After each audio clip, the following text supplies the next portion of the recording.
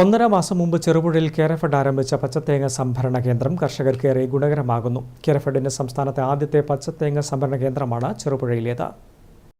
July 7-ന് Kerafed chairman V ചാമുണ്ണിയാണ് ചെറുപുഴയിലെ പച്ചത്തേങ്ങ സംഭരണ കേന്ദ്രം ഉദ്ഘാടനം ചെയ്തത്.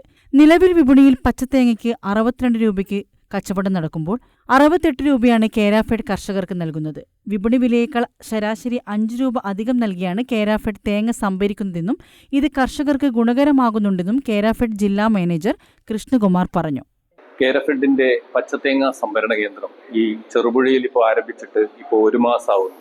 കർഷകരുടെ ഇടയിൽ നിന്നും വളരെ നല്ല രീതിയിലുള്ള റെസ്പോൺസാണ് നമുക്ക് ലഭിച്ചുകൊണ്ടിരിക്കുന്നത്.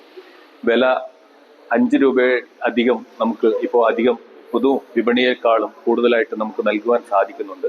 അപ്പോൾ കർഷകർക്കൊക്കെ വളരെ നല്ല രീതിയിൽ തന്നെ കേരഫെഡിന്റെ ഈ ഇടപെടൽ കൊണ്ട് ഗുണം ലഭിച്ചിട്ടുണ്ട് എന്നാണ് നമുക്ക് മനസ്സിലാക്കാൻ വേണ്ടി സാധിക്കുന്നത്.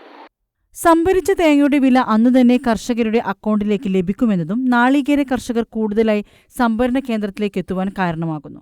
സംഭരണം തുടങ്ങിയ നാളുകളിൽ 78 രൂപ വരെ 1 കിലോ പച്ചത്തേങ്ങയ്ക്ക് കേരഫെഡ് നൽകിയിരുന്നു. വിപണി വില 55 രൂപയായി ഇടിഞ്ഞപ്പോഴും 68 രൂപയാണ് കേരഫെഡ് കർഷകർക്ക് നൽകിയിരുന്നത്. News bureau, Cherupuzha.